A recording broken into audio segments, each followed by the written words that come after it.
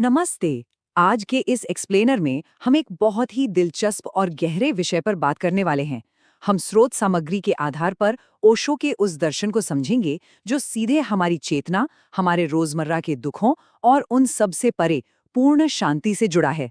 तो चलिए, बिना किसी देरी के सीधे इस बात पर आते हैं कि कैसे हमारा अपना मन ही हमारे लिए उलझने पैदा करता है और हम उस उलझन से बाहर कैसे आ सकते हैं। अब देखिए, बात को समझने के लिए इस बहुत ही खूबसूरत रूपक से शुरुआत करते हैं। कल्पना कीजिए कि हमारी चेतना एकदम साफ, बेदाग आईने की तरह है। लेकिन होता क्या है? रोजमर्रा की भागदौड़, हमारी इच्छाएं, पुरानी यादें, गुस्सा और तमाम तरह के डर, ये सब बहुत ही जल्दी इस आईने पर धूल की तरह जमने लगते हैं। और नतीजा, हमें अपनी ही असलियत धुंधली दिखने लगती है। ये मेटाफर इतना शक्तिशाली इसलिए है क्योंकि ये साफ बताता है कि कमी आईने में नहीं है, बल्कि सिर्फ उस पर जमी धूल में है। तो सबसे पहले बात करते हैं मन के भ्रम की और कैसे हम समय और तुलना के इस जाल में फंस जाते हैं। आपके मन में शायद ही सवाल आ रहा हो कि आखिर ये मन है क्या चीज। सच कहूं तो जो ये विचारों का शोर आपके दिमाग में 24 घंटे चलता रहता है ना, जो लगातार अंदर बातें चलती रहती हैं, वो असल में आपका सच्चा स्वरूप है ही नहीं। मन और कुछ नहीं, बस लगातार पैदा होने वाले विचारों और हमारी बनाई हुई झूठी पहचानों का एक पुलिंदा है। हमारा असली स्वभाव इस शोर से बिल्कुल अलग है और ये समझना बहुत ही जरूरी है। हमारा दिमाग एक पेंडुलम की तरह है जो हमेशा दो ही दिशाओं में झूलता रहता है। या तो हम अतीत में होते हैं, पुरानी बातों का पछतावा करते हुए, या फिर हम भविष्य में होते हैं, आने वाले कल के डर में। जरा सोचिए, इन दोनों ही अस्तित्वहीन दिशाओं के बीच खींचते हुए हम वर्तमान पल की जो सच्ची शांति है उसे पूरी तरह से गंवा देते हैं। और इस दिमाग की सबसे थका देने वाली आदत क्या है? दूसरों से लगातार खुद को तोलना। अरे, उसके पास तो मुझसे ज्यादा पैसा है, या वो इंसान कितना सुंदर है, मैं अपनी जिंदगी में इतना पीछे क्यों छूट रहा हूं। हम सब कभी ना कभी ऐसा सोचते हैं, है ना? स्रोत सामग्री एकदम स्पष्ट रूप से इस ओर इशारा करती है कि यही कंपैरिजन ट्रैप या तुलना करने की आदत हमारे रोजमर्रा के दुखों और निराशा की सबसे बड़ी वजह है। चलिए, अब आगे बढ़ते हैं अहंकार और इच्छाओं की तरफ, जो हमें बस एक थका देने वाले चक्र में फंसा कर रखते हैं। ईगो यानी हमारा अहंकार, ये असल में एक बहुत ही नाजुक और खोखली पहचान होती है।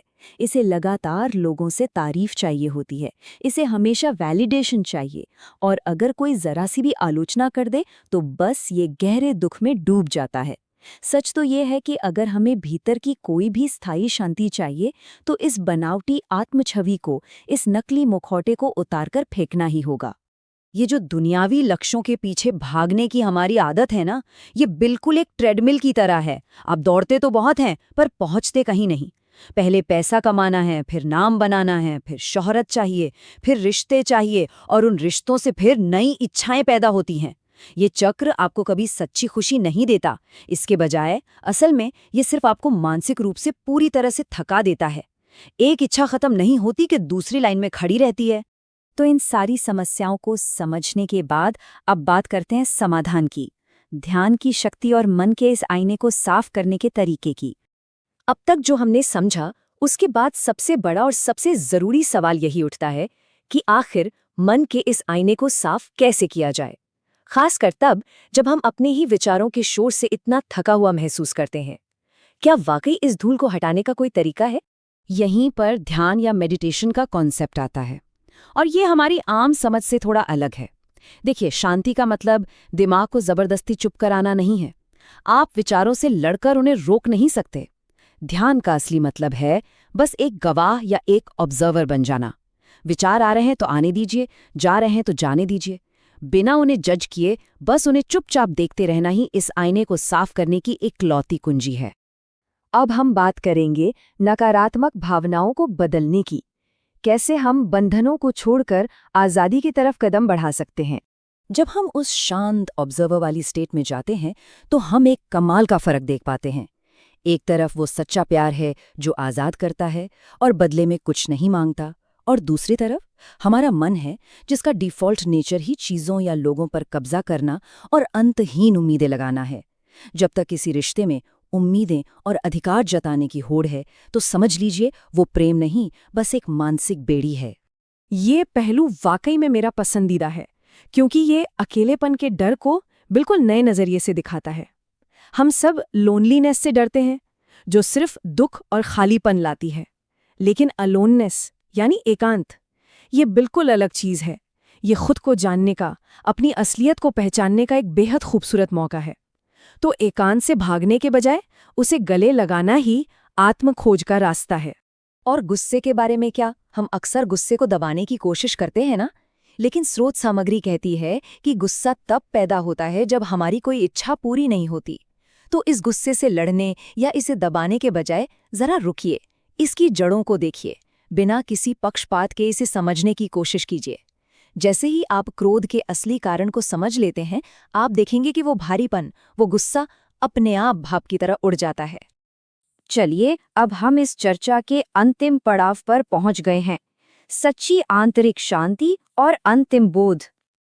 आखिर में बात वहीं आकर रुकती है, सच्ची खुशी असल में है कहाँ? हम सब पूरी जिंदगी इसी सवाल का जवाब बाहरी दुनिया में ढूंढने में लगा देते हैं, बाहर भागते रहते हैं, लेकिन क्या वो कभी बाहर मिलती है?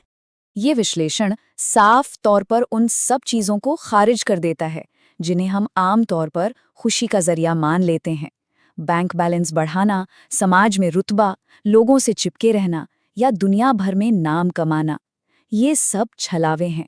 सच्ची संतुष्टि बाहरी चीजों से कभी नहीं आती। ये पूरी तरह से एक अंदरूनी घटना है, जिसकी जड़ें सिर्फ और सिर्फ आपके भीतर की शांति में मौजूद हैं। और अगर इस पूरी चर्चा से आपको एक चीज याद रखनी हो तो वो ये है कि दिमाग हमारा एक बहुत ही बेहतरीन और मददगार औजार है। इसे टूल की तरह इस्तेमाल कीजिए, लेकिन कभी भी किसी भी हाल में इसे अपनी जिंदगी का मालिक मत बनने दीजिए। जिस दिन हमारी बुद्धि हमारा बॉस बनने के बजाय हमारी सेवक बन जाती है, उस दिन जिंदगी अचानक एकदम साफ और बेदाग आईने की तरह चमकने लगती है। तो जाते जाते बस एक गहरा सवाल आपके लिए छोड़कर जा रहा हूं। क्या आप मन के इस आईने को साफ करके उसमें अपना सच्चा स्वरूप देखेंगे, या फिर उसे हमेशा के लिए अंतहीन इच्छाओं की धूल से धुंधला ही रहने देंगे? जिंदगी को शांति से सिर्फ देखना है, या फिर मन के बुने इन भ्रमों में हमेशा के लिए खो जाना है? ये चुनाव, ये फैसला सिर्फ और सिर्फ आपका है। इस पर जरूर विचार कीजिएगा।